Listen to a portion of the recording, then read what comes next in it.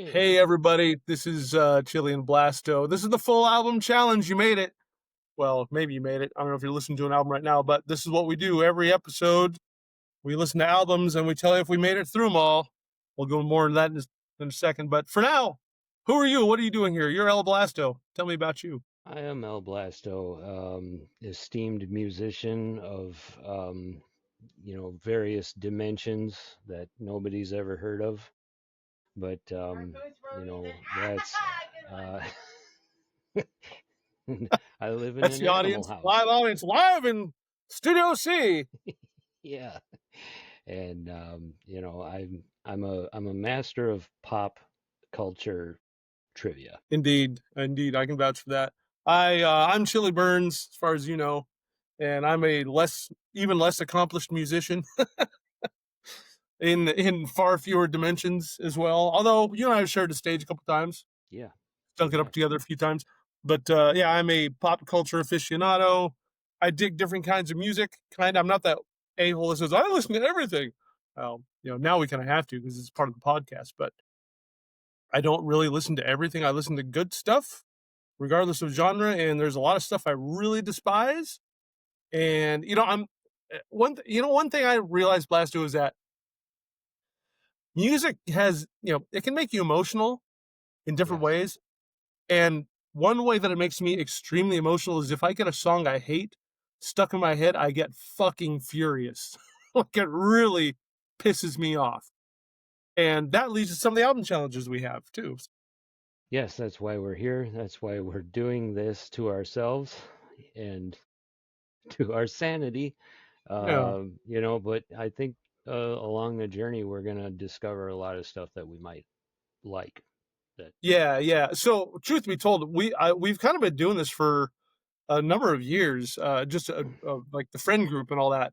So, and we've gone through like just text, hey, listen to this album. I'm like, fuck you, that's the worst. Like, you couldn't dare me. And then they dare me. Then I'd be like, all right, fine. You dare me, I'll do it. And then I've gotten through some pretty shitty albums for various reasons. Some are so bad that I can't turn it off, and some are actually way better than I thought they would be. And other ones I thought would be pretty good are freaking horrible, man. So I yeah. don't know what your take is on some of that stuff. Well, I think that what I when you approached me with the idea, I started thinking of all these old albums that I used to listen to when I was a kid, and I wonder if they stand up, if they've aged well. So, I think we're going to go through a lot of, older stuff, but we also would love to be challenged with modern stuff if modern music still exists.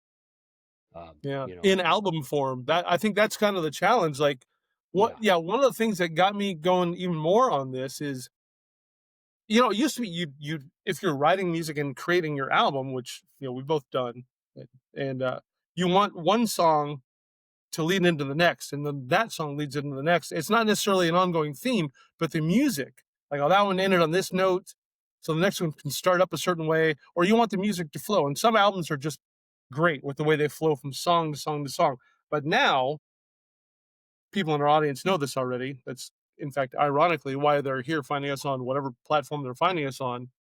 Now you don't really have guys putting or bands putting out full albums. Some guys do, some bands do, but it's like they sell the single, and it's so formulaic. It's the same freaking chord progression in every genre too. It's like G to D to E minor to C. It's like every song is written in that now. But anyway, I digress. But they don't create full albums anymore. And one thing that got me going back on this is, one, you and I grew up in an era where we loved getting, like, the action of getting an album, whether it was vinyl, cassette, CD, opening up and finding, like, I want to see what the liner notes had to say. I want to see the yeah, lyrics. I want to see the picture, the band, what do they play? And but anyway, that all went away. And then, so my as a side story, my son wrecked my car, so we got him a beater. We got him a '98 Acura something, but it has a 6 CD changer in it that fucking works. I was amazed. So he goes in to the garage, finds the box of just a massive amount of CDs, great stuff, and a lot of real crap too. But now he's 18. He's listening to full albums, which is like, I didn't foresee that happening, but he's now like gaining that appreciation of wow, I like that album by the Police or by whoever, whatever he dug out of my fucking relics. So, but he's definitely a one-off case. Kids these days, as they say, they don't they don't listen to albums anymore. It depends. Yeah, the TikTok brain, also called brain rot, is has shortened the attention span. And an album used to be an experience in its entirety. It was like if I trusted the band, I knew I was going to get a good album. And occasionally they would get artsy fartsy and like, what the hell is this?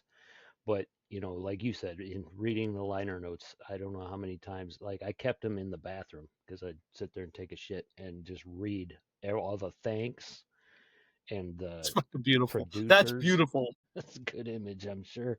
Yeah. Yeah, buying a CD was also like that's what you had. It was like playing a video game. It was like if I had Super Mario Brothers on my Nintendo, that was the game I had. I didn't have Steam with 2,000 different titles to pick from. And so if I had a CD, that's the CD I had. That's the tape I had. That's the record I had. And that's what it was. That's what it was based upon, was the experience. And outside, like you said, it's not normally it's with like pop people. It wasn't anything like a themed album. Right. Right. Mastodon's Leviathan was about Moby Dick, the entire thing. But from beginning to end, you wanted it to be good because you spent your money on it. And if you really like the band, then you could look forward to seeing what they had just released being played live. So I think a lot of what we're going to say is going to be a lot of being subjective. Yeah. Are you sure? You think we might form an opinion on some of this? I think that's what it's all going to be about. Honestly, is that we're not like we said, we're not doing reviews. This is going to No, be no, that's like, super fucking boring. I yeah, cannot listen to people tell me about, well, on this track you can hear he went from an A minor to and then the drum and then the arpeggio. Oh, shut up. Yeah, I yeah. heard it. Shut up. The cadence changed, dynamics. I know. And when we used to buy an album, we had to have, like you said, if we trusted the artist, man, there are some times you got fucking burned by those artists too. They put out some real shit. Like and we'll get into like the kind of the rules of how we pick the albums, but like a good example I bring up to people a lot of times is Led Zeppelin's my favorite band of all time. And In Through the Outdoor is fucking awful. I cannot stand anything on the album. It's horrible. To Again, my opinion. Sorry to Jimmy Page, Robert Plant, and John Paul Jones and John Bonham, who I think is the greatest drummer of all time. Sorry, Rush fans, but whatever, man. But yeah, that album, like I can't get, and I trusted them. I bought it because I like everything else they did, and man, I listened to that and thought, holy crap! Get through the first song, whatever. I don't even remember what it was, but it was awful. It got through like, okay, maybe the next one's gonna be. It's like, fuck, this is terrible too. And then next thing you know, you've burned up an hour of your life being disappointed in the greatest rock band of all time, man. Yeah, and for me, it was like Faith No More. you know, it completely No, changed between the real thing and Angel Dust, but it was a genius move, absolute genius. Further down the pipe, they put out Album of the Year, and then whatever I don't know what the name of the newest one is, but they are dog water. It's just terrible, and they're one is of that my bad to favorite be dog bands. water, or is that good? Is that a compliment, or is that a No, diss? that's like imagine sticking your face in your dog's water bowl and taking a big drink. So That's it's bad then. Okay, Yeah, it's absolute dog shit. now But I understand. yeah, um, Cool. Yeah, now I get it. Yeah, yeah, you're right. That is, yeah. Anyway, there's a lot of disappointing albums out there, man. Like, there's a lot of really good ones. It's funny to hear my son like react to some of the stuff that I liked a lot, and he's like, "Eh, it was okay." What? Then again, subjectivity. and then he'll listen to something else that he thinks is great. And I'll be like, what was that? And it'll be like, you know, Creed's second album. Like, no, all right, whatever. Yeah, I mean, I bought it, so I couldn't hate it that much, but okay, whatever, kid. But yeah, so I guess we should go into the rules of how we choose the album. So some of the rules are, well, there aren't really any rules, but and once in a while we're gonna dare each other. Like I dare you to listen to this whatever dog water fucking album it is. I think when you and I put out another album next, it'll be called Dog Water. We'll just have to call it. Absolutely. I If that's probably the name of the band too. that's a hit. That's a hit. Well, Buzzard. Yeah, that's true. Buzzard We've already done that. presents Yeah, Dog Water. perfect. But all right, so what was it? Oh, the rules. So some of the rules we've kind of loosely come up with. It has to be like a well known band. Oh well, maybe. Okay, like I said, Led Zeppelin, their worst album. Like a really like a well known band that you think might have the worst album, or something that everyone says is a great album, and like I don't know, like Pablo Honey by Radiohead. Everyone loves that album, and I've listened to it. And I don't really get it. It's not my thing. I don't get it, but it's so critically acclaimed, and or a really popular artist that you were just not into, which gets us into the torture chamber that's going to be soon. Is we're gonna have to listen to some fucking Taylor Swift at some point. The girl can't be that famous without billions of people liking her music, and she puts out albums. They're not just singles; they're albums too. So we're just gonna have to invade Travis Kelsey's territory and listen to some Taylor Swift. And about I can't do that yet, man. We'll have to work up to that. So anyway, those are kind of the rules. Were there any other examples I didn't get that you thought of? It can be anything. I mean, obviously, not something that is just like a bunch of noise, like that that just speaks for itself. But for if you have if you out there in the audience have a favorite album and you're like, oh, what do these two bozos think about this? Like just suggest a way. Like we'll look at it and see how it hits. Yeah, yeah. And don't send us like your own bands, recorded on a Fostex 4-track album. Like that's not. It has to be something that people have heard of. No offense to you, aspiring musicians out there, but it has to be something that people have heard of, or has like, for instance, I found one. I looked up like best albums of 1970, whatever, some random year, and I found an album by a band called Television. Never heard of them before, but it was on their like top 5 list. I'm like, really? I'd never heard of them before, and I checked out the album, and holy shit, it was really fucking good. And I'll have to go into more of that some other time because I don't have the anecdotes in front of me. But it has to be somebody has heard of, has been critically acclaimed, or an acclaimed artist, or something like that. We'd prefer to not go back to like the 1930s and listen to flapper music or some shit like that either. Give Unless champs. you're like a real underground black metal band that recorded your album through a Teddy Ruxpin that you reverse engineered or something, like send us that. We'd Yeah, love to please do. review that. We really love that. I love black metal so Yeah, much. we'll make you famous, baby. Yeah, we Send us will. that. Yeah, we'll make you fucking famous. You'll love it. That's our Everyone will love it. only that's our only shoe in right there. Is if you're in a shitty black metal band, please send us your Yeah. stuff. Make sure to send us your logo that looks like tree roots too. Yeah. You can do that. like a cracked leather couch seat. Yeah, yeah. Cracked Naga high leather from your fucking basement in Sweden. No offense. Called Gorgle Bluff. Wow. Yeah. Oh, you misspelled it. Look at your logo, stupid. You misspelled it. There's a branch out of place. There's a fucking twig out of place. Yeah, one of the Eh, thorns looks like a G instead of a C. stupid graphic designers don't know what they're doing. Anyway, so I guess we should go on to what we. So this is our first episode doing this, so bear with us. It's kind of raw. Fuck you, you're here, and so are we. We're gonna do it. So we picked 3 albums to do in our first week, and they are iconic. They are historic, kind Yes. of. They Monumental are, in their own way. yeah, yeah, yeah. I guess you'd say, yeah, yeah, in their own way for sure.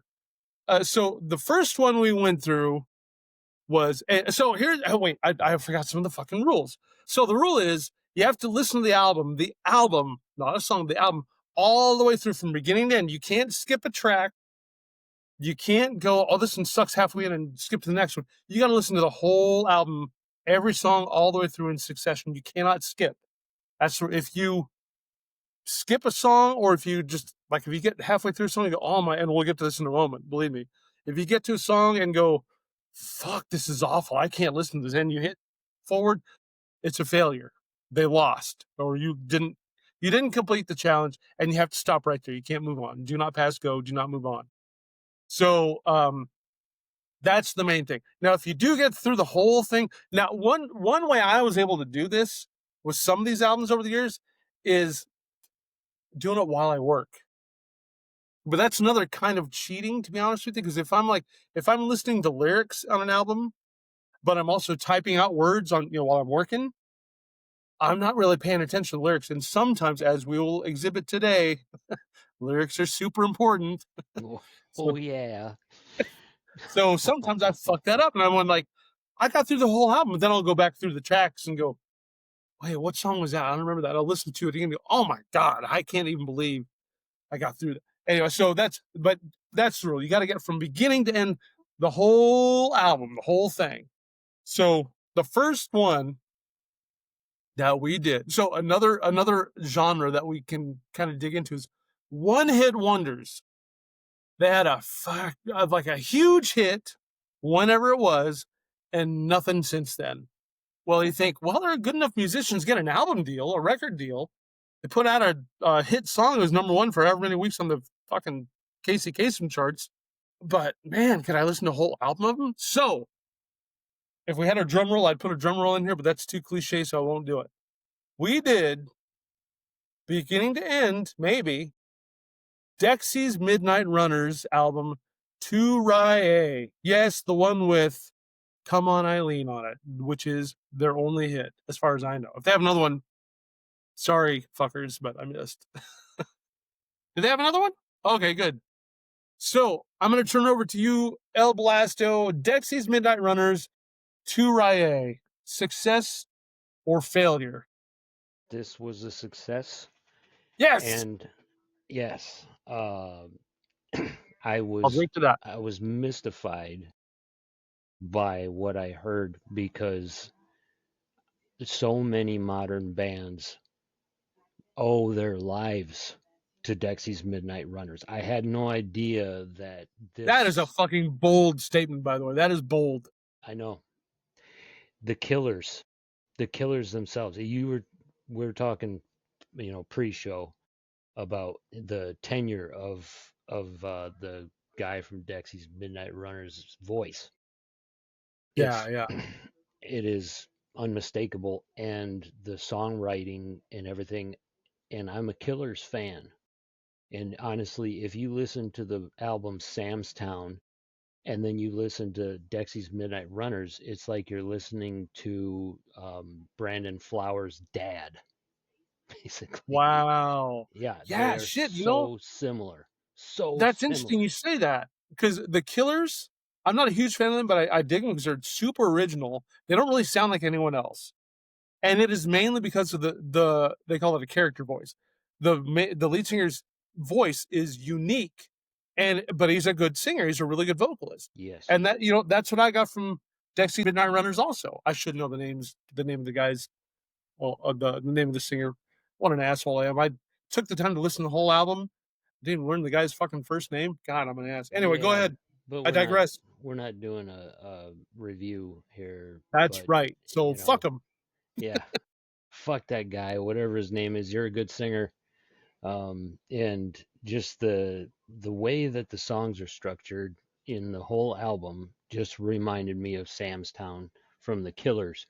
And I think, and then there was other elements in the music that was just like hitting the filing cabinets in my brain of, like, other bands that have done very similar things. And Come On Eileen was their the only hit that I know that they did. And that in it wasn't the first track, it wasn't the first 5 tracks, it was Yeah, way down the pike. yeah. But when it came on, it didn't seem like this is what I've been living for this whole time, is just to hear this song. It just mixed in with the rest of them just seamlessly. And it was just like, okay, so this is just another one of their songs. It just happened to hit. And it developed some sort of cult following. Is that correct, Mr. Chili Burns? I believe so. It did. Yeah. So before I get into some PTSD I have from that song, I too I got through. Now I went into that album thinking there's no way in hell I'm gonna get through a whole album of violins and that guy's voice and I thought there's no. And then I saw, like you said, I think "Coming Eileen" is like the 10th track. I Yeah. was like, there's no way I'm getting to that. And even then, I'm so sick of hearing that song, as I've heard it 10 million goddamn times. But I gotta say, man, I listened to it, and the first song's all right. Then there was another song. What was that one? We'll have to look it up in a second. But it was called, I think the second track was called "Let's Make This Precious." And I thought, holy Jesus Christ, there's no way I'm listening to that. And that is what I was listening for, because that's the song they played on the Young Ones, Oh, really? track number 2 or 3. Yeah, I think it was track two. Yeah, yeah. Yeah, I thought it was gonna be an early Mike Tyson style knockout. Like, no way Michael Spinks gets up from that body blow, with "Let's Make This Precious." But I got through it, and then I started thinking, like we were saying pre-show, is the guy's voice it's weird sounding. It's not like, there are certain people in music that should not be lead singers, but they are, and they have a good voice, and it works. Tom Petty, Bob Dylan, Stevie Nicks. I mean, there's a ton of them.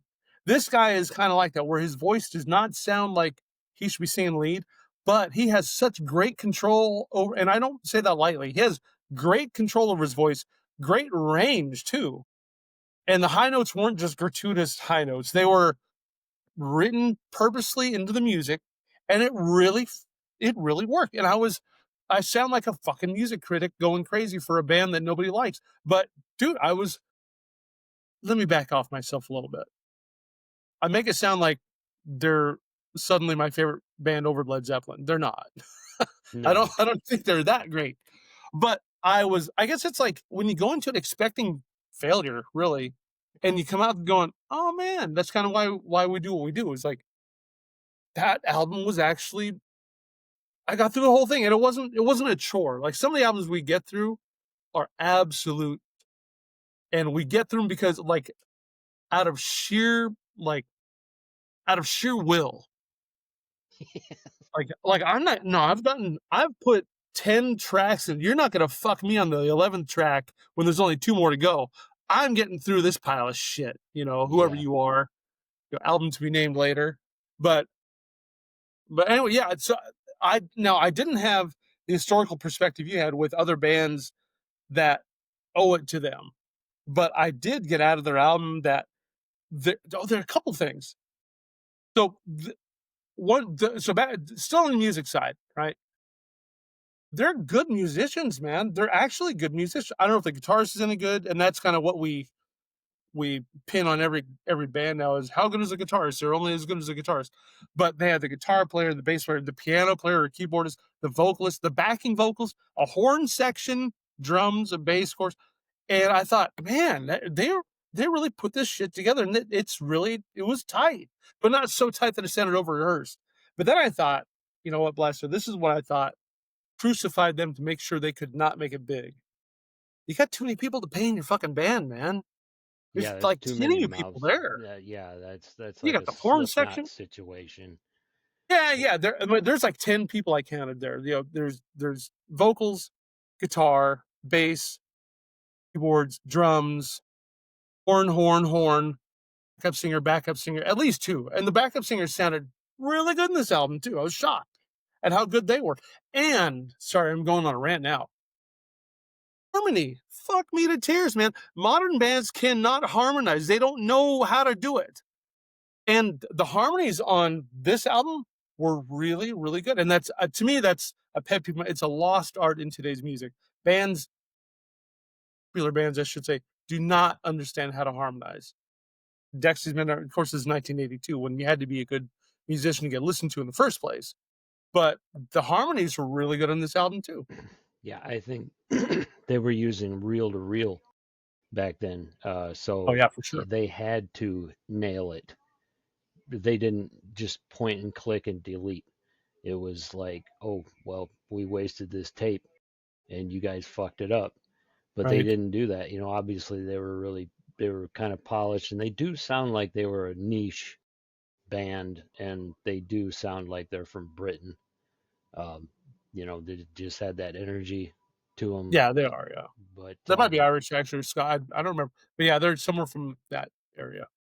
what's this PTSD you talk about now? Oh my God. So I'm actually looking this up real quick. So they're from England. Okay, from the UK. Birmingham, UK. So yeah. I'm glad you brought up my PTSD. Super thankful for that. So a little history lesson to me. I went to San Jose State, and my roommate and I, we're dirt poor. We had no money, and we got dinner out for us was like a fast food place, or if it was like a sit down place, if I'm going to spend like $12 or more, I better be stuffed until the next day at noon. Like I better be so fucking full that I can afford to not grocery shop for an extra day. So but by our apartment complex, there's this place across the street from it called the Drying Shed. And I think it opened like 1976. So this is mid 90s we're talking. So Eric and I walk out of the apartment. We're like, hey, let's go check out this place. It's a restaurant right across the street. We just got paid. Let's go and have like a sit down dinner. All right, cool. It's like a steakhouse. And so we walk out of our apartment and go through the complex and oh yeah, blah blah blah, talking about work, whatever. And as we get closer, before we cross the street, we hear faintly in the background the dun, dun, dun, dun, dun, the fucking violins from Dexy from Come On Eileen. They're like, where the fuck is that coming from? And then as we get closer to the restaurant, we realize, shit, it's coming from the restaurant we're about to walk into. And it was blasting. It was so loud. And the violins are so shrill. And we're still like, not even exaggerating, we're at least 30 yards away from the front door, blaring. And we're walking through the parking lot, and out come like this. Back then, we called them blue hair. We're of the age now. We call them blue hairs coming out. They're like probably 50, but this guy and this girl come walking out, and they're like clearly drunk, and they're stumbling like it's out of a fucking 50s movie, stumbling over their car. And we walk in, dude, I'm not even shitting you. It looked like like a tent revival in there. There were a bunch of middle-aged people chilling in there.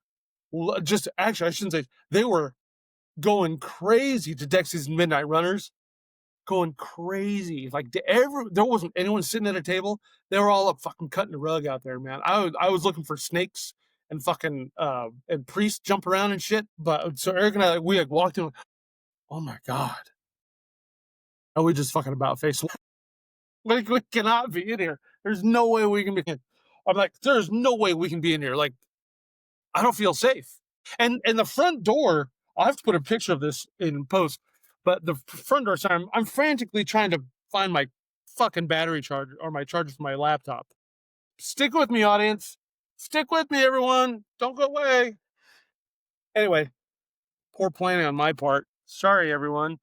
So yeah, so the front door of this place though looked like it's just in a strip mall, and there's no windows in the front, and it's like a green, or back then I think it was like a green or greenish blue door, and the awning over the door says like a small font, "The Drying Shed since 1976," and so you can't even tell. It doesn't say like steakhouse or seafood or nightclub. It just says the Drying. So we found out from somebody else that it was a steakhouse. And so we thought, oh, we'll just go have dinner. Fuck that. It was terrifying. It was absolutely terrifying. Like, so and so I was telling Eric about this the other day. I was reminding him because, I knew we were going to talk about Dexy's Midnight Runners, and he's like, "Oh yeah, that was so weird, man." We walked in there and thought, "Oh, we'll just grab something to eat real quick," and bunch of psychotic blue hairs fucking cutting a rug in there, like, oh, like they're possessed, dude. I'm not even. God, I'm raving like a lunatic. That's how much it disturbed me. But they were dancing around like they were possessed, and that is barely hyperbolic. like, like seeing a 50-plus-year-old person cutting a rug like he's 18 years old. It looked like it looked really weird, dude. Like, and so we just about faced out of there. So I had uh that was my experience with that song later on. Like I knew it growing up, hit the top 40 in the top 40 countdown and all that, and I liked it as a kid as much as I liked anything, I guess. But later on, like, and that was also the mid-90s where it wasn't retro chic yet. Like, it wasn't cool. It was like, who the fuck still listens to this? The yuppies. Anyway, man. So I was a little disturbed. So I got to track 10 on this album, and I was like, ooh, the drying shed. Oh my God. And I kind of freaked The out a little bit, but I drying got to shed. Sounds like we were originally famous for weasel jerky. it. Exactly. The fucking roadside stand for squirrel meat. Something else they dried out there. The Dried drying flowers, shed. and don't never mind the corpses in back. Yeah. Mummified. Real Oh. chainsaw massacre shit, man. So But then, we survived the night, and we probably went to Harry's Hofbrau instead and got $12 worth of turkey and gravy and mashed potatoes, and we're full for fucking 3 days. yeah, yeah. But then we move on to our next, uh, you know, challenge, which I failed. I'm gonna be open and honest about it. Eddie Money. Oh yeah, poor Eddie Money. So the thing about it was that I recognized 7 of those songs. Yeah, yeah. That's a lot.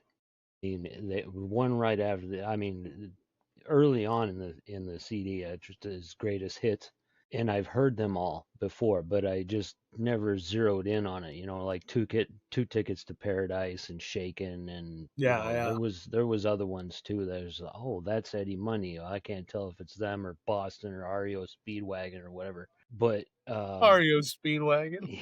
yeah. But when one of the things that I was thinking when I was listening to that whole greatest hits album was that this is the most sterilized rock and roll besides Huey Lewis and the Mm. News that I've ever heard. I mean, it's just like Taking note of Huey Lewis in the News for a future challenge, by the way, but please continue. absolutely that would be a good one because, My God. like the mods love that and I'm into the exploited, so it's like kick a mod, punch him in the face. But yeah, it was so sterilized, so like textbook rock and roll, hit making rock and roll. But it just seemed like it made so much sense why I saw him 2 years in a row from my garage roof in Stockton, California, because he played Oh the fair, and I was like, that's like perfect fair music for like families and stuff. He has nothing edgy at all going no, no, on. and that is also perfect. Uh, career on a downward spiral story too. Playing the county fair in Stockton, California. Yeah, and that's where it got to where I failed. I fell off. I just couldn't anymore. Which song was it? What song did you hit the gong on? The third from the end, he got real Christian. Really? Yeah, and the theme was really about like Christ and stuff like that. Nothing against that, but I was just like, oh, I see. So he's one of these guys that became born again, and then all of a sudden, everything. I bet you the last 2 songs on there had the same theme and the same motive. That could And be. so I was like, yeah, I'm out. Yeah, because it was, I heard the songs that I was familiar with, but nothing was just like, I'm actually kind of liking this, you know? It was just like, I can find these on any 80s, totally 80s album. Yeah, Like, yeah, and just the ones that everybody knows, but the ones that I didn't know were even worse. They were just like, oh, I yeah, can't, yeah. I can't do this anymore. So I was, shut that one off. It failed. Failed. Gong. Yeah, Yeah, yeah. I hit the gong. I hope somebody in the audience knows the Gong reference. It's the Gong Show, fuckers. Look it up, heathens. Yes. Yeah, I guess I kind of gave it away too. That I didn't. I was very optimistic. Honestly, like when we came up with the list this week, I was way more optimistic with Eddie Money than I was with Dexy's Midnight Runners. I thought Dexy's Midnight Runners, one hit wonder. There's no way I can listen to 15 tracks of Dexy's Midnight Runners, but I made it. Eddie Money, I'm like, I looked at the song list. I know that one. I know that one. Oh, that's a cool. Oh, yeah, that's a cool song. Oh, yeah, I thought, piece of cake. I got that. And we also typically don't do greatest hits, but we thought with Eddie Money, we'll give it a shot. And man, I fucking failed. I you lasted way longer than I did. That's what she said. Anyway, you lasted way longer than I did. I got to track 3. No, which one is it? I think it's 3. Peace in Our Time. Oh my god, so corny, so fucking corny and stale, and keyboard driven and not clever lyrics, which that's a precursor, sorry, foreshadowing. And god, it was excuse me, it was so bad. I hit the gong and I looked at the at the timer when I was listening to that song, and I'm like, god, this is fucking, there's no way I can listen to this. I have this habit of I'll look at the timer, see how much time's left in the song, and there's another like 2.5 minutes, and I thought, there's no way, man. I like threw in the towel, like no mas, no mas, I can't do it. And it's funny you mentioned Stockton, California, and the fair, because one of my good friends I used to play music with too, he was telling me about a time he was in the Stockton Hilton, yeah, it's some work thing, and he looks down in the lobby, and he sees Eddie Money down there because he's playing the fair. He sees him down there walking through the lobby, just himself, carrying his guitars by himself, 2 guitars by himself, like a fucking nobody. And he goes, it was one of the saddest things I've ever seen, because the guy was on top of the world like 5 years before that. Like he was the king. Well, one of the kings. And he was Money. And then Andres sees him down there with his own guitar, loading his stuff into a piece of shit van and driving off to the fucking fair to play at the fair. Like, oh God, how the mighty have fallen. A poor bastard. Yeah. Oh, Yeah, but his music, if he wrote the lyrics, then okay, he's like masterworking a general pop hit, and that was his forte. But it almost sounded like it was written for him because he's Eddie Money. You know, that was one thing that would get you yeah. notoriety. It's a clever name, and I just don't. Like who went out and bought his brand new album when it came out? Yeah, I know. Well, I don't. he probably went platinum a couple of times, I'm but sure he I did. agree. Like, same thing, same reaction. Like, I wonder if he wrote his own stuff. Like, we should, and that again, audience, sorry, we're not going into music history here. We're gonna go into music trivia. You can tell us in the comments. Yeah, Eddie Money wrote all his own stuff, you jerks. Or no, he didn't. I wrote him. Tell us who you are. Yeah, whoever you might be. I'm the black Leonard metal Skinny or guy. something. Yeah, yeah. I wrote that. Fuck that Eddie Money. I wrote that. Yeah, I was really hopeful because some of those songs in there, like Two Tickets to Paradise, is better than I remembered. And then I looked at some of it, like Shaken, not so much. The one with Ronnie Spector, I could do without. But I did. But the point is, I didn't even get through track 3 because that corny. And there's no way that should be on his greatest hits. That song, I didn't do any drugs or drink anything in the 80s. Certainly not to where I would have forgotten about a hit like Peace in Our Time. There's no way I'm letting that go. Like that is such a laughing stock of a song. It's so ridiculous. And I heard it, and I about fucking threw up in my fucking car. Like it was awful, absolutely awful. His music Sorry, gave Eddie me Money. May you rest in botulism. peace. Yeah, yeah. It was horrible. It was horrible. There's something else I was going to say about that album too, but I would just rant and rave. I don't remember what it was. If it was anecdotal, if I think of it, I'll bring it up later on. But anyway, continuing on. What do we do next? The piece de resistance. Kiss. Destroyer. And Yeah, I then like how I they act like I actually don't fucking wrote, know too. yeah, they wrote of music, but then the record company slashed that. They were like, no, it's just Destroyer. Yeah, You guys are hot, baby. You can do yeah. whatever you want. I want 50,000 didgeridoos. That's what I got from this pompous album. And if you're a Kiss fan, I'm sorry this is subjective, but this album was absolute dog shit. It was terrible. I passed, but out of Right. morbid curiosity, after great expectations, it was like, Oh my god, dude, but that the is one of the best. funniest things I've ever heard in my life. Oh yeah. So, it starts out with Detroit Rock City, and I think that's a serious song. And that's And as this good as it is gets, I this think, is a from shining Kiss. example of how yeah, like they occasionally they will make songs that aren't like the corniest, like cheapest, stupidest rock and roll lyrics you've ever heard in your life. But they'll have something brilliant like this one. It starts out the album, so I was like, yeah, okay. So I remember this album from my friend in school.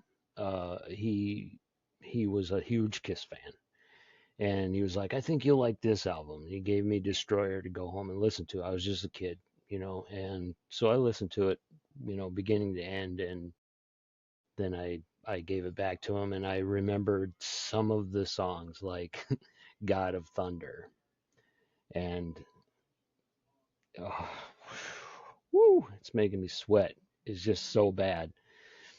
And so it was kind of this memory lane kind of thing where it was just like, yeah, Mm. I listened to this album a couple of times when I was a Did kid, that and did that reminiscence get you through the album? Help get you through the album? Like just the sheer like memories of your childhood, or yeah, because oh, okay. the melodies and the hooks of the songs came back to me, and I was like, yeah, I remember everything except for the very last track is called Rock and Roll Party. And Mm, it was just like background noise from behind the stage or something. It was like a minute, 20 seconds of no song. It was just yes. like, I think somebody butt dialed them and then were like, oh, this is brilliant. Let's put it on the end of this piece of shit album. You know what? So, It was after he called Beth. He left the phone off the hook. yeah, yes, that's what she Sorry, recorded. babe. I left your phone off the hook. Sorry, I had to listen to us fucking rehearse. So speaking of which, that's maybe one challenge. If we can evolve what we're doing here, we've got to watch Kiss meets the Phantom of the Park. Oh my god. Second worst movie I've ever seen in my life. Number two. Number one is called Bronx Executioner. If you want the most retarded, stupid thing you've ever seen in your life, watch Bronx Executioner. The Writing it absolute down now. worst. Writing it down right Worst. now. Yes, the the worst movie. But this was second worst because it was so corny and cheesy and retarded. It was like this was in the middle of the Kiss craze. So Destroyer came out in '76, Yeah, yeah.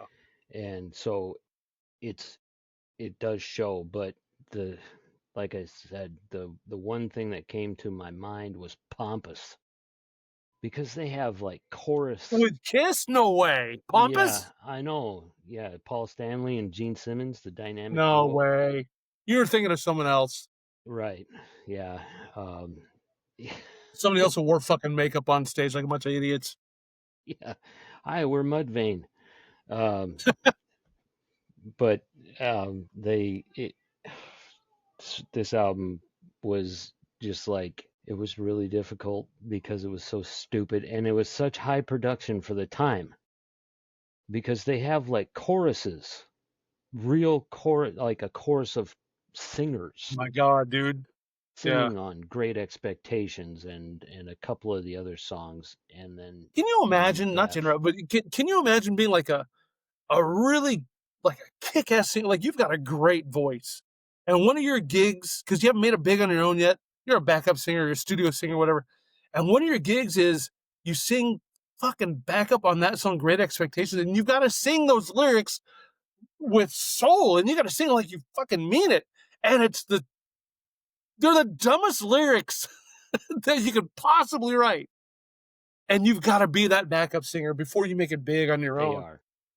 Oh, God, that would Yeah, suck, and man. I think we're gonna just tear into that particular song was just it was so terrible that I was like, now I'm really interested in the rest of the album because can it hold a candle?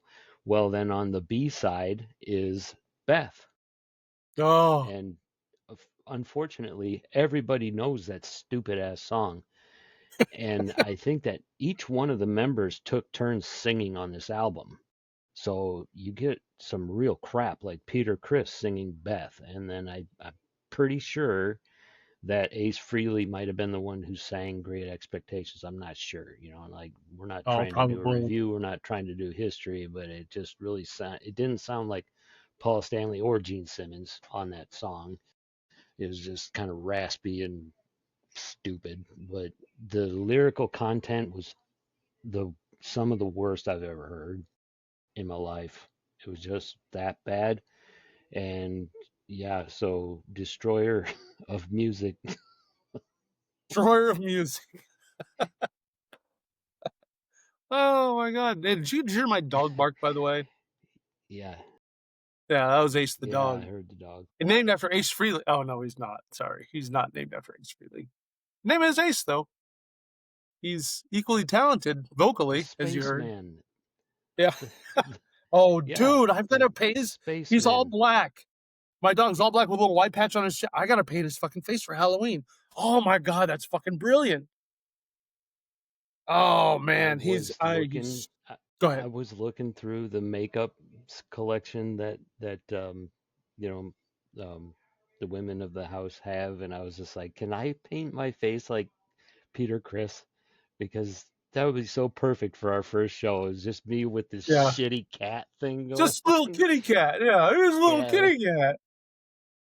it's just like I'm gonna drink so much fucking Jack Daniels that you're gonna have to prop me up on this stool so I can sing this stupid Beth shit song. I think that was actually a true story about him too. It was just like, oh my God, these guys, and they were. I could hear the executives in the background just going, "You're fucking huge, baby. You can have whatever you want. You want a Bavarian choir? It's for you. Great expectations. Let's put a We fucking got women, we got wine, we got drugs, we got the backup chorus, we got how many guitars you want? We got them, baby. yeah. Yeah. I'm eating a whole pineapple right now out of my hand and champagne." Oh, I'm drinking champagne out of a pineapple right now, baby. You want one? You want two? How many you want? Yeah, this was a turd. It was Yeah, it yeah. was So I had the same reaction. So the good news is I'm gonna ease into this a little bit. Okay? I'm just gonna say I am not a Kiss fan. I am a fan of Gene Simmons. I dig the guy. Like when did a show with Shannon Tweed and his kids. I watched the show. What was it called? Family Jewels. I thought it was funny. I thought it was good. Nick Simmons is a funny dude. Sophie, she's a talented singer now. Shannon Tweed's Shannon Tweed. That's all she needs to be. But she's also really brilliant and all that. And Gene Simmons, I really respect the guy's business acumen. But man, when it comes to Kiss music, I don't get it. I don't get, and I'm a child of the '70s. I knew tons of Kiss fans. They tried to get me to listen to it. I just don't like. I wasn't impressed with the makeup. Thought that's kind of dumb. Why do they like? I don't. But they're like they're not clowns. They're musicians, right? They play. Yeah, yeah, yeah. They fucking rock, dude. Oh, I just didn't get it. Man. I didn't get it. So the good news is though, I got through this album no problem because it was the funniest shit I've ever heard in my fucking life. It is so fun. Like this gives the Jerky Boys a run for their money. This gives Cheech and Chong a run for them. This is so funny. Like this is like I'll be damned if this is not the inspiration for fucking Spinal Tap. It has to be because this is so stupid. Like it opened Detroit Rock City. That's all right. Yeah, that sounds pretty cool. King of the Nighttime World, dumb. I'm looking at the list now, so I don't think I know this by heart. Because God of Thunder is, I know so many people love the song, and it's been covered a bunch.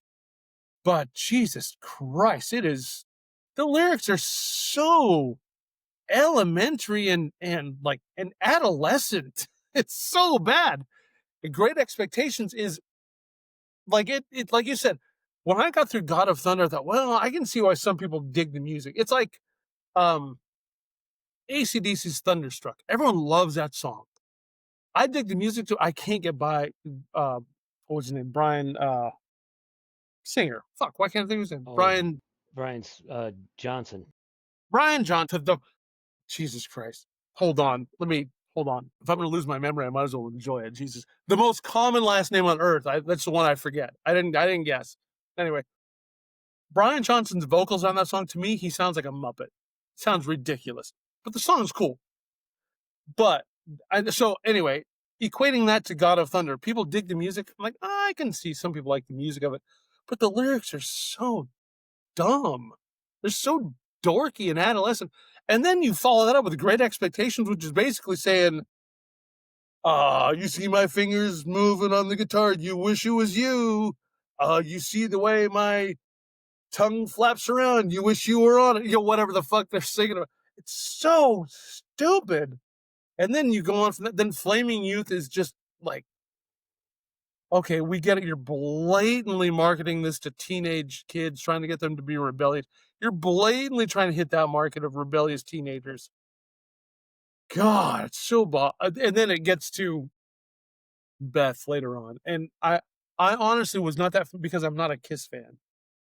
I wasn't that. I knew of the song. I knew of the song Beth, and I knew it was like a ballad that they did.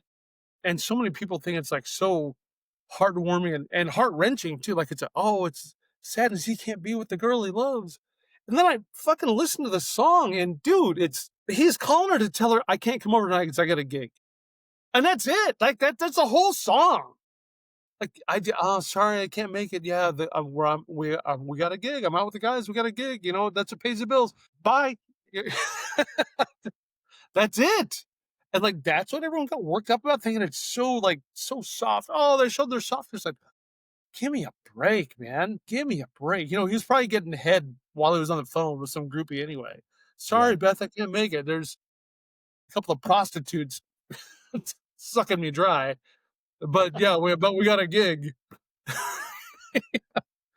Oh, it's so awful, man. It was, but I will say the good news is I made it through the album because it was so funny to me. Like the lyrics, I couldn't believe it was beyond train wreck.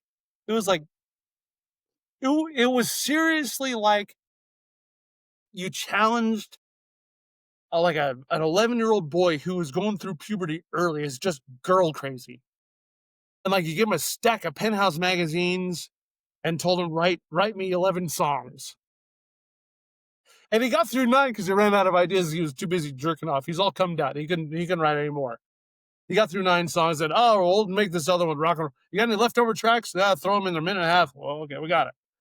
It was so bad. But anyway, like, sorry, Gene Simmons and the whole Simmons family. No offense. Paul Stanley, I don't know, man. I don't know if I'm sorry for that or not. But I know, hey, I will say Nick Simmons and Paul Stanley, Gene Simmons' son, Nick, and Paul Stanley's son, whose name eludes me, they're actually pretty good musicians. Like, I've heard some of their stuff, and they're better than their dads.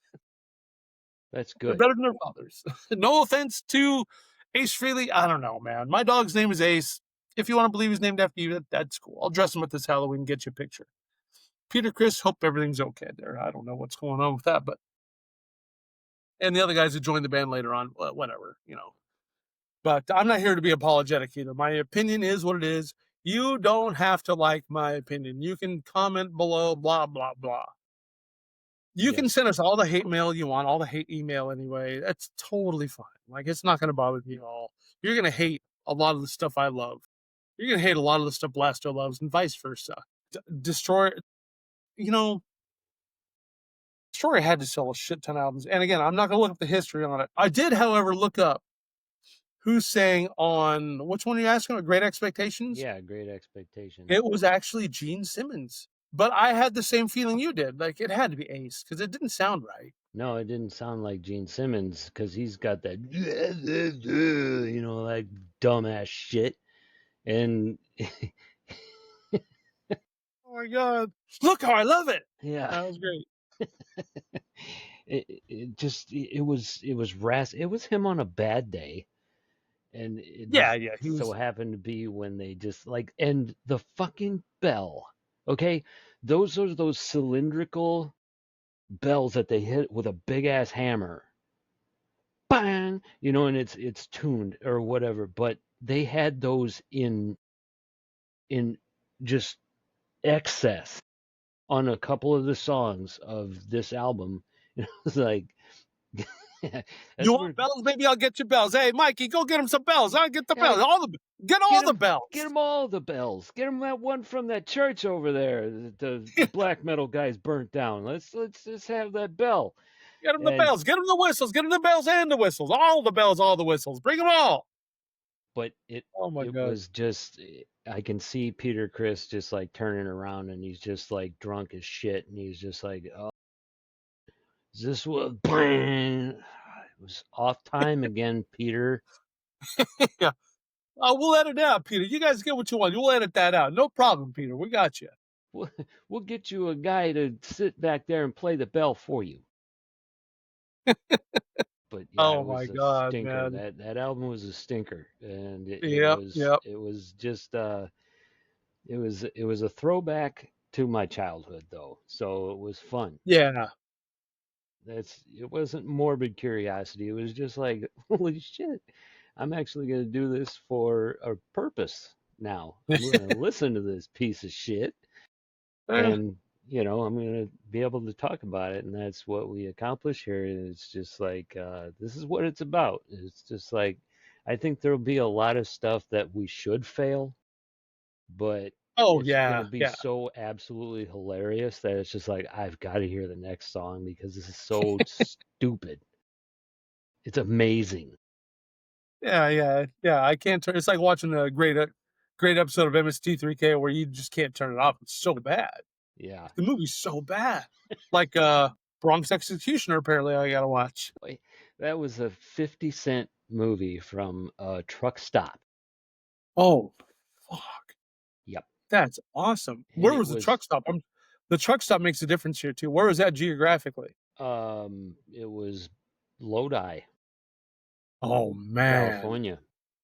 Yes. I know right where you're talking. Right off of I-5 and Highway I-5. 12. Yep, that's the I know one. exactly what you're talking. God, Bought it that's for so 50 sad. I know that. cents.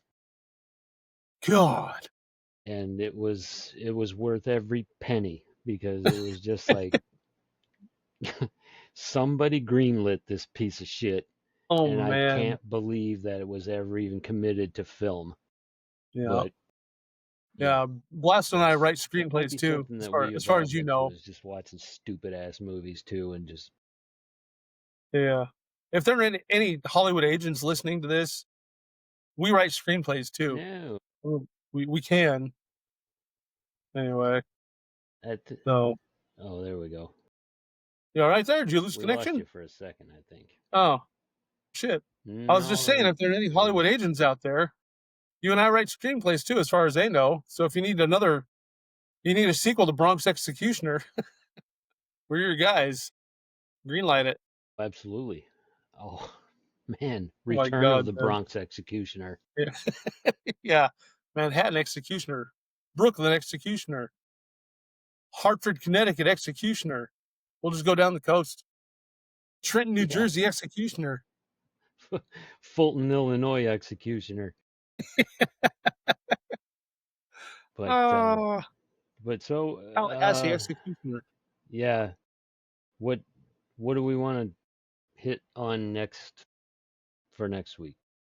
So next week, so we'll take some audience ones if we can. If not, we got a few things. So I think we're gonna have to give Kiss a rest for a while because it's just too.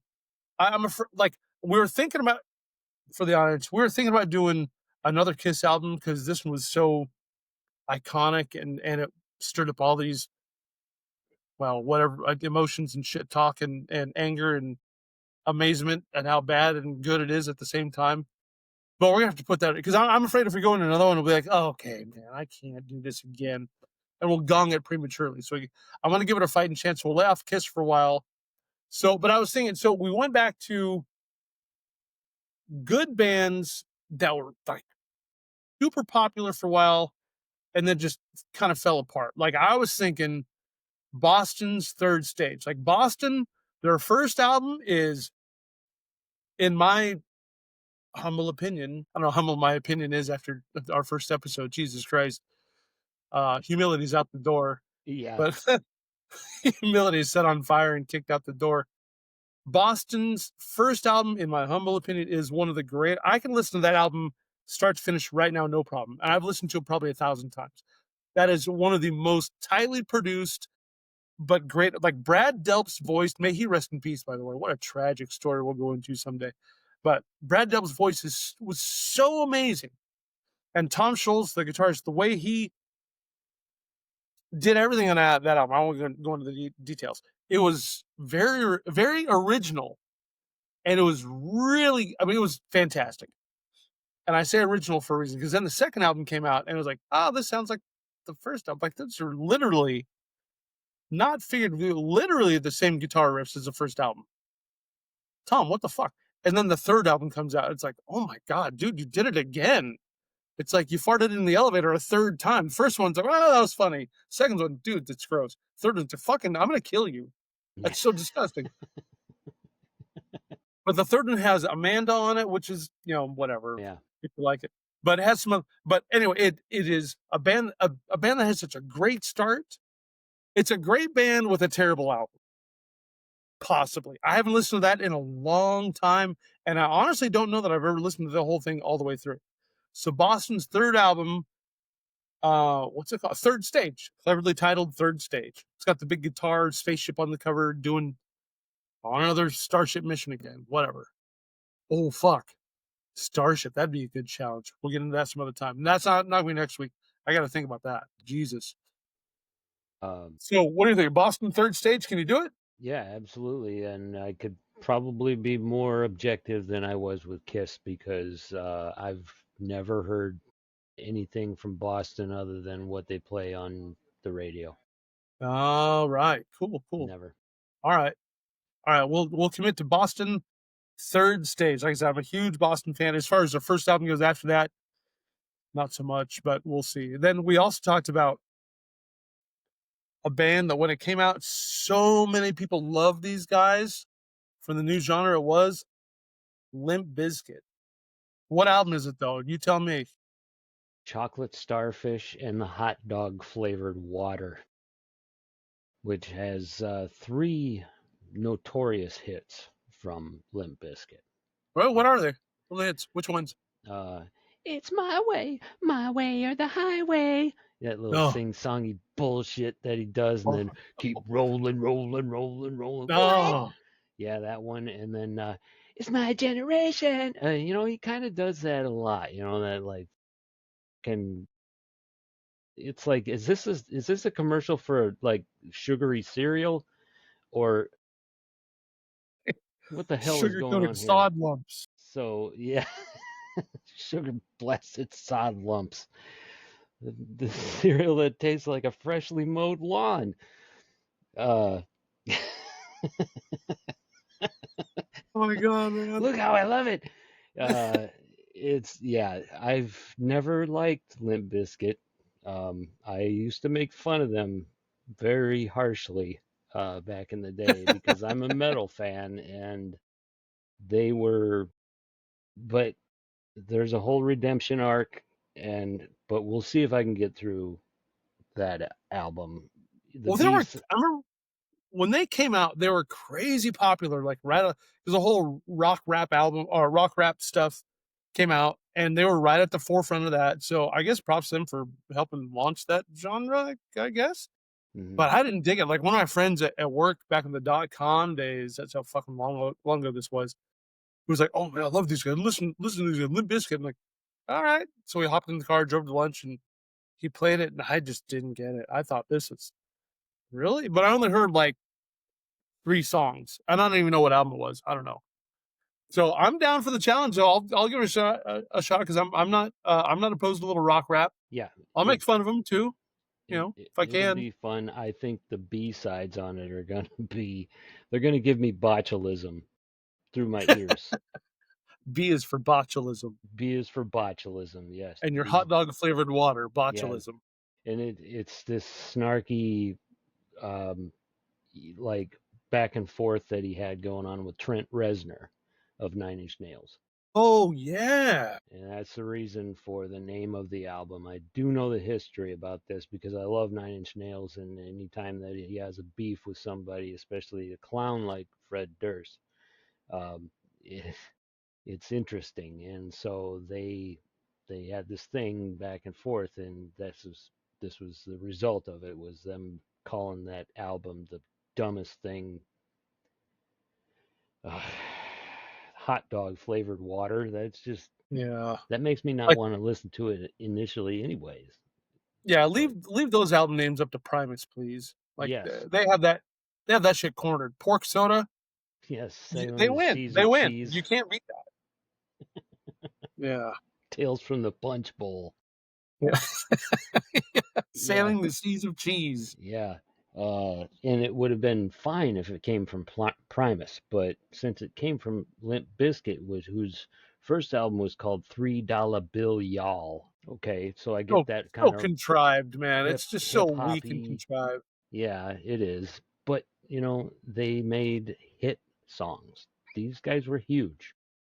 Yeah, yeah, they were. That's why I'm willing to give it a shot, and I'm honestly hoping to be pleasantly surprised, like I was with Dexy's Midnight Runners of all bands. Yeah, out of left field, I just heard so many influences that are from modern bands that was just like, that's where they got it from fucking Dexy's Midnight Runners. They must have loved that band, That's pretty brilliant, man. I did not pick any of that stuff up, but you're more versed in that than I am. That's for sure. especially with the Killers. My God, listen to Sam's Town and then just think of Dexy's Midnight Runners, and you'll be like, oh my God, this is almost like part two of Too Wow. Rye Ay or whatever the fuck. What the fuck they said. Yeah, Too Rye Ay, Too what Rye, I mean, yeah, rye and stuff. yeah. And for number three, what? I think 3 we're gonna dare each other. Was there something that you had? So this is good. You had 2 ideas, and one was a dare. One was something you couldn't stand, so you thought maybe I could. You want to see if I can get through it because somebody recommended it to you was the Violent Femmes' "Hallowed Ground." Somebody Yeah. recommended it to you, and you said, "I fucking dare you," Well, and I took the dare. So I'm going to try "Hallowed Ground" by the Violent Femmes, which I have heard some stuff by them, and I wasn't totally turned off. But to be fair, I also get them mixed up with the Psychedelic Furs, who I think are a pretty decent band. But I get them. I'll give them a shot. Yeah, I get them mixed up with Ween, and they're equally as Yes. bad. To be honest, and I've met Ween fans that are rabid, and it's like, why? What the Rabid fuck? Ween. Yeah, like they're. It's like they're being rewarded for being bad musicians. Yeah, You there's a know. lot of bands like that. To be honest with you, There's a lot of bands like that that are just so bad that people like them because they're different. And I got Yes. news for you, man. Like, they're not different because they're trying to be different. They're different because they suck and they can't play good music. They can't even keep time. I've come across many bands like that where they suck so bad their drummer can't keep time and they can't tell the difference. Oh, they're just different. They're alternative. No, they're not the alternative to good music. They're not alternative. This is your alternative to good music. This is Yeah. poor music. Yeah. Here's good music. Your alternate version is this, where the drummer can't fucking keep time. And the rest of the guys can't even tell. Well, it's going to be a fun one. I'm also going to do that since I dared you because I only heard 2 tracks from it, but it is classic Violent Femmes. I know Blister in the Sun, and I always wondered, like, it's a slightly catchy song, but why does he sound so just like dorky and like Yeah. sad? Oh, It's like, are you I don't trying to know. suck on purpose?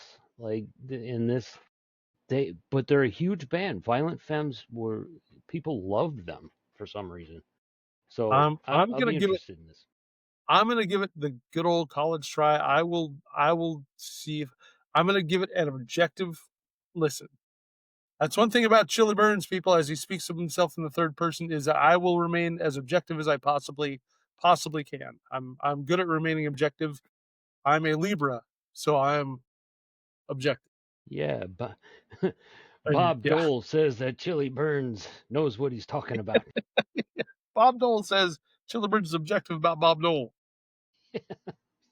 because Bob Dole So said,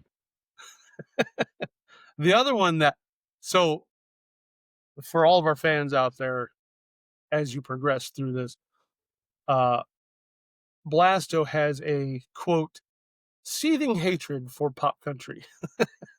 seething. Seething. Blasto has a seething hatred for pop country. So I'm not a country fan at all. Like, well, no, I like the old timey country. I'll listen to Johnny Cash, of course, everyone does. I can deal with some Willie Nelson. I like some old Merle Haggard. I like old, even like the bluegrassy stuff, like Doc Watson stuff is fantastic. But that goes beyond country. Anyway, I can tolerate some country. New country though, I can't get into it really. But there are some things. There's some artists that I really like, and there actually a lot of my respect is good musicians. It doesn't mean I like their music. Like there's a lot of bands like, which by the way, that's gonna be another genre we have is band full of great musicians that put out shitty music. Steely Dan. We'll start there some other time. Anyway, back to your seething hatred of country, of new country. There are some guys I like Chris Stapleton. Dig. He is such a phenomenal. His voice is so incredible. I first heard him as part of the Steel Drivers, Oh yeah, and I liked them so much that I thought, "Who is this singer? I've got to know who this guy is." And I found out it's Chris Stapleton. And within like a year of me, like I found them kind of late. Within a year, he's globally famous because he is objectively a ridiculously gifted vocalist. He's a good guitar player too, but his voice to me is undeniably amazing. So anyway, but that's one guy I like. Another guy I like is Luke Combs. I'm sorry, Luke Combs. I really like his voice, but sorry, Luke.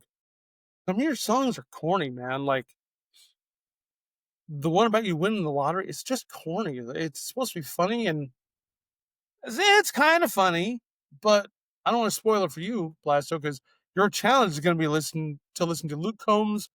This one's for you, and okay, it has a song there that I really like. One Number Away is a fantastic song, in my opinion.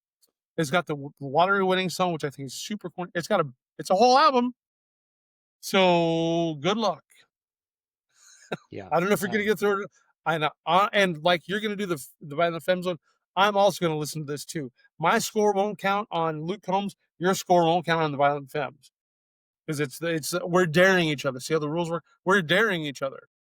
Yes, But if I can get through Violent Femmes, then that point counts for whatever. If you can get through Luke Combs, this one's for you. It's a win. We'll see. yeah, yep. So anyway, man. So those are, so we got Limp Bizkit, Chocolate Star. I wrote this down because I had to, because no one's gonna remember this. Chocolate Starfish and the hot dog flavored water. Oh, I'm gonna listen to it. Boston Third Stage. We're gonna listen to that one. And then Violent Femmes Hallowed Ground, and then Luke Combs, This One's For You. That's what we got for next week. Excellent. That Yeah, yeah. sounds good. This sounds like a challenge. It is. Like the Limp Bizkit one, I think is gonna be the biggest challenge. I agree. Um Yeah, I agree. but then again, man, I don't know. That Luke Combs one might get pretty fucking corny, man, because it's new country. He's got a good voice. I will say he has a really amazing voice. But doesn't mean it's not corny, you know? Yeah, I mean, if you're a single guy and you're looking for chicks, go to a modern country concert and Yeah. see Oh if they Lord. aren't just completely clinging to you everywhere that you go because they sell out stadiums with this Yeah. bullshit music that is just so bad. It's so stupid. Sounds great. But yeah, it's They sell out stadiums with their bullshit music. yeah. But I do appreciate the fact that, they are good songwriters and radio listeners love it and that's how they make money. That's how they become a big Yeah. star. So I I can't know. hate on them for that. Yeah, dude, there are so I mean, like, so a quick background, and then we gotta wrap this up too. But so I'm on the left coast. Blaster, you're in the Midwest. Yeah, I cannot believe how many people out here on and I'm on the coast. How many people here love country music and they don't love old country, they love new country music. Luke Bryan, Luke Combs, Brett Young, Chris Stapleton, and the Toby American Keith. Idol guy. Toby, yeah, oh my God. And they loved it. And dude, I tried. Like, so I used to commute 45 minutes to work and from work, and I tried. That's where I found Luke Combs. I tried listening to country music to and from work just to see if I can get into it. And I picked up like 3 songs I like out of like 6 months worth of an hour and a half a day. Yeah, that's rough. No, it's my taste that goes against that. It's I don't know what it is. That's why it's subjective, everyone. So don't fucking hate on me. But fill out the comments. It's fine. Blow us up in the comments. Spread the hate. It's still fine. Yes. Still fine with us. Spread the hate. Hate But mail. but man, but I came away with like really nothing. I probably picked up like 5 or 6 songs that I thought, oh, that's pretty cool. But you know what I also picked up on is they are absolute slaves to the cookie cutter chord progression. The like the what is it? Wagon wheel. That chord progression is so was it G to D to E minor to C? It's in so many songs and it's in so many country songs. And I mean, like the executives figured out that's a formula for success. Now everyone does it. And man, it's brutal to listen to. When you can hear it and you can't unhear it, you think, man, you did it too? It's just a formula? And oh, that's so disappointing. But it's Anyway, I it's ma- digress. it's major chord progressions which elicit a feeling of happiness, and bluegrass especially came from GCD. Yeah, yeah, yeah. Throw in an A and a D or whatever to and an E minor maybe to make it a little spicy, but Yeah. otherwise, Whiskey and Biscuits, the album. I just Mm. made that up, but it sounds like a bluegrass album. Whiskey and Biscuits. It's all GCD, all of it. Yeah. So With there's nothing biscuit. groundbreaking there. So it's just, just What did we say that's our next album had to be called? Because the first song is now Whiskey and Biscuits. no, it's dog water. Yeah, God, yeah. Our next album, Dogwater, with the first hit single, Whiskey and Biscuits. Whiskey and Biscuits. Oh my God, that's so great. All right. All right, man. Well, we're gonna wrap this one up. So, coming up in the future, we're also gonna make fun of, or I mean, um, delve into the careers of people like Steve Vai, Yngwie Malmsteen. More kisses to come. Huey Lewis. That was. I'm gonna bring Huey Lewis in the news was so huge I think we're gonna have to do probably sports. I think it was one of their biggest ones. Yes. Then there's so many. God damn, there's so many. We'll leave it at that though, man. So, all right, for El Blasto in Flyover Country, this is Chili Burns on the left coast. We're gonna keep rocking these albums. El Blasto, you got anything else to throw at the fans so they can give us more hate mail? Um, like our lines are open, ladies and gentlemen. If you like what you hear, like, subscribe, and share, and leave us hate mail, and and especially suggestions. But Yeah, send us your ideas of albums to review yeah, or listen to try to listen to. yeah, just to see if we can get through it, or if there's some stinker that you remember. It's just like, well, let's torture these guys with this, and it's like that's what we're here for. We are here to test the limits of of our brain matter against questionable music. So yeah, We're no we're no strangers to questionable music ourselves. We've well, we performed much of it. yeah we've made questionable music Yeah, that's before, all we've made. We kids. specialize in that. That's why we're so good at this. All right, All Chili. right, kids, we're gonna hang it up. Like you said, like, subscribe, all the cliche shit. Make sure you keep watching us, and we're gonna keep coming up with this stuff. There's so many albums to get to. Oh my god, endless ammunition for us. So we're gonna leave it here, guys. We'll see you on the next one. Blasto, you be good. And take over flyover country. I'll take over the left. Take care of the left coast. We'll do it again, kids. See you guys. Amen.